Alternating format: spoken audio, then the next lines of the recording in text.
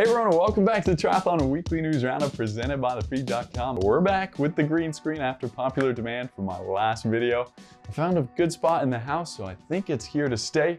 And yeah, we'll be trying it out on the news for the next few episodes, and hopefully you like it. Let me know. But today we're talking all things reactions because there's been a lot of it, especially in regards to the T100 race in Miami, Ironman's new rule changes, and then the aftermath of WTCS Abu Dhabi being canceled, among many other things. I've also got a pretty good hot question for you this week as always, and the video of the week is insane and I don't think a lot of you would have seen it, but I've also got one more video I'm dying to show you, and here is a brief preview. But first, I've got to explain the background to that video a little bit more. So we're gonna dive into that T100 race from Miami that happened already a week ago, which is crazy. Sam Long right now is feeling on top of the world and believes he's close to being the best of the best. And India Lee has about 10,000 more followers on Instagram. And I'm sure her email is full of new sponsors, and she didn't have many before winning that race. But aside from that, there has been a lot of talk about the T100 broadcast, and I received so many messages about this. The toughest criticism I saw was from Chris McCormack in an interview with Tri247, which is definitely the article of the week. You have to check it out. He said the coverage of the event was like stepping back in time 40 years and watching triathlon in the 1990s. He said it was a Mickey Mouse product that was actually bad for the sport. Now that is some harsh criticism. But there was obviously that part about the women riding in the dark, which was really hard to look past. That was definitely not on purpose. That was crazy to me.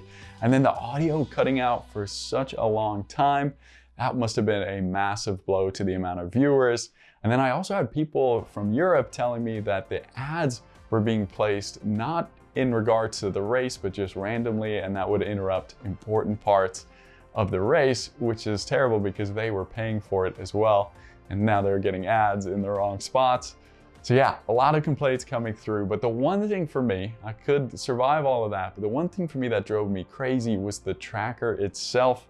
Not only was it so hard to read, but it wasn't there when the athletes got out of the water. We had no idea where Sam Long was. It was then intermittently showing data throughout the race, and they didn't have the top 20 names on there, even though there was definitely room for it. And the big thing that somebody pointed out to me, it was the main point, and I totally agree with this so much, is that the tracker is so important because you need to be able to turn the broadcast on late or bring in a friend to watch it or a new person watching triathlon, and they should be able to sit down and know exactly what's going on in the race and what the commentators are talking about. And with that tracker, there was no hope of that. So we decided, instead of just complaining about it, we would make our own version that we think would be perfect to implement during the races. And this isn't just a mock-up, this actually works. It shows all 20 athletes, as you can see, fits nicely on the screen, it's very readable,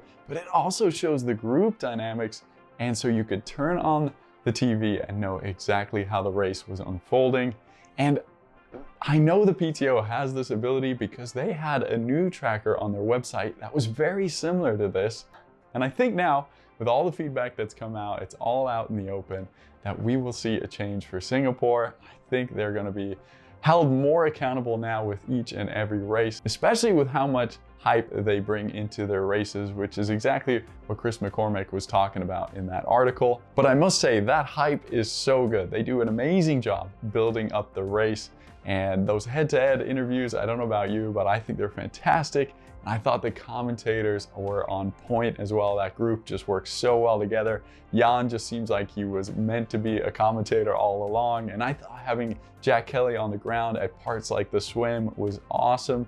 And then I'm personally loving the host, Rachel Stringer, who seems like she was just born to do that job. And she's so good at the interviews. I'm really happy the PTO have got her.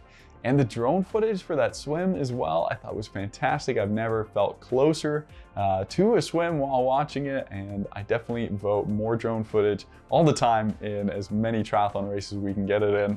But please let me know what you think. Did you like our tracker? Is that exactly what you want to see, or do you think I'm just complaining too much about it and it doesn't matter that much? I'd still love to know. Let me know down below.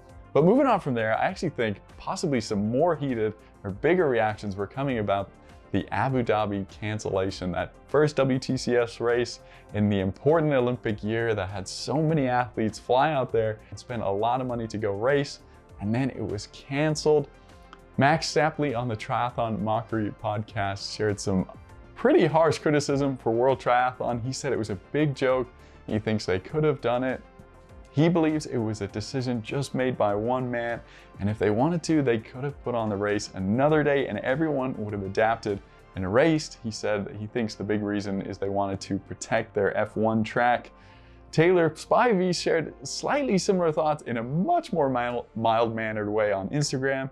She said it rained briefly that day, but she's raced in way worse conditions, and she said the storm was on the relay day. But then Gwen Jorgensen shared on her Instagram that there was no way they could have raced and that they would have been arrested if they did.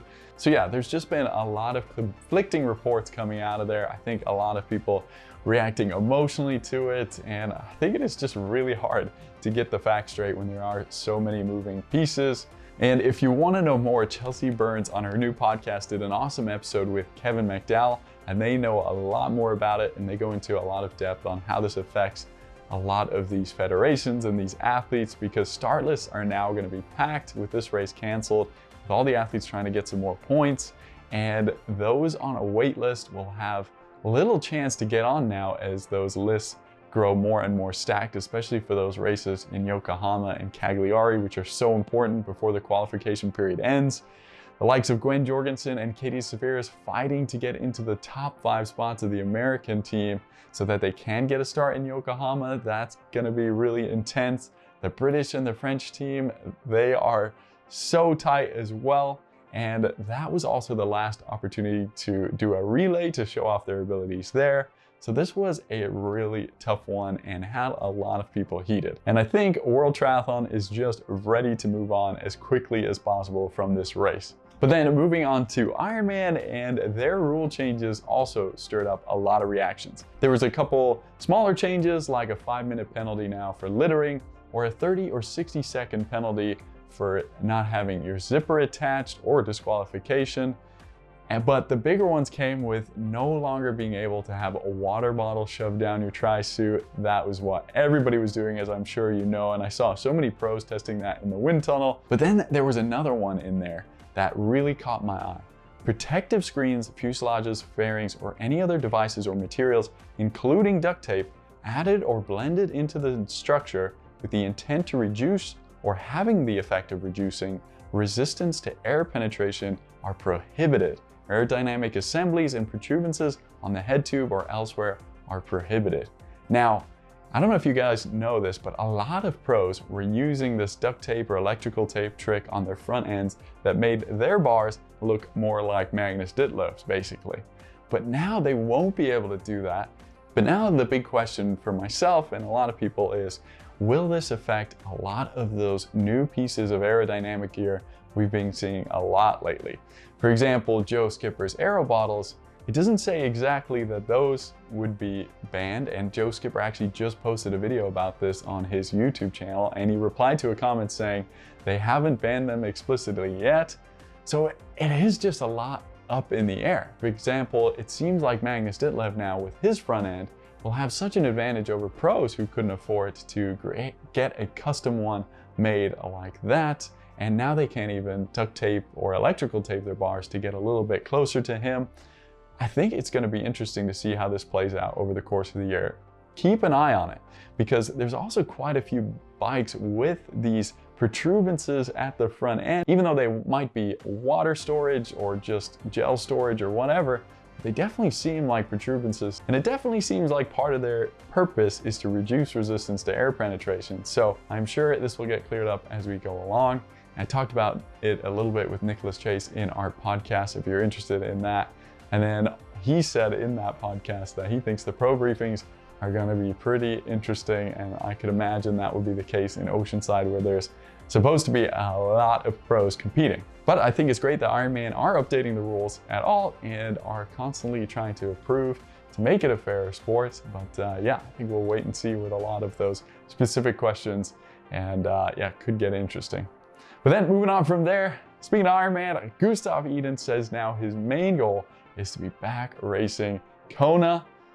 I think we all knew this, but he said he thinks he's realistically not going to be fit enough to target anything before Kona, so that remains the big goal for now. And then he was also asked if his next race in May would be the Olympic or middle distance, which would tell us whether he's probably going for the Olympics or not, and he said it's going to be middle distance, so definitely no Olympics for Gustav. And my guess would be that might be the Challenge Championship race in Slovakia, which he's won before. And yeah, if not, there's plenty other options for him. But then my hot question for you this week relates to Gustav. Do you think we will ever see Gustav back to #1 in the world, winning Kona, winning PTO races on the T100 tour, challenging for that world title?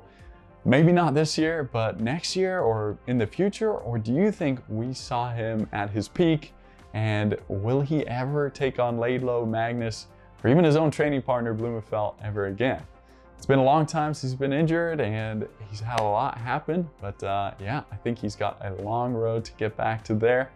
If anybody can do it though, I think it's Gustav, so let me know what you think. But moving on from there to the video of the week for a second, because this one, wow, we were spoiled with another amazing sprint finish. This one I think was one of the closest ones ever. I think it's hard to beat Nicholas Berg and Lisa Norden, but this one was so good. Caleb Noble just seriously wanted that win, and he deserved it in the end, if you ask me. Next up, Mike Riley, the voice of Ironman, is returning one last time to Lake Placid to call in finishers, which is so cool. I wish I could have been called in by Mike Riley. It's their 25th anniversary of that race, Ironman Pro Series race, so he'll be calling in those pros to the finish, and can't wait to hear him one last time. But then speaking of the last times, Sarah Crowley has decided to retire. The two-time Ironman World Championship podium finisher caught me a bit off guard there because she just competed at 70.3 Tasmania, finished in 6th place. But the 41-year-old says she has a new and exciting opportunity, and I'm guessing that's what led her to announce her retirement. But then on the other hand, Ruth Assel is now all in for a World Championship podium, trying to be like Sarah Crowley when she retires. She has now quit her job at Lloyds Bank, which she's been working the whole time since she's been a pro since 2019. And yeah, she's doubling down, going all in. And I wonder if now with the Ironman Pro Series here and the financial opportunity that that offers, made her think that this might be worth it. That definitely seems like a series that really suits her, and I can't wait to see how this affects her racing. Big goals there, podium finish at the Ironman World Champs. No easy feat, but good to see her going all in. We've seen a lot of women, pro women, do that recently. Tamara Jewett, Rachel Zelinskis, Alice Alberts, just to name a few, have been quitting their jobs and going all in. So it really does seem like now is the best time to be a pro triathlete, and I think it's also the best time to be a pro triathlon fan. So thank you guys so much for tuning in. That's all for this week. Make sure you guys check out DailyTri.com. We've got more fantasy games coming up soon. So much racing about to happen. I'll keep you all up to date. Take care. Have a good one. See ya.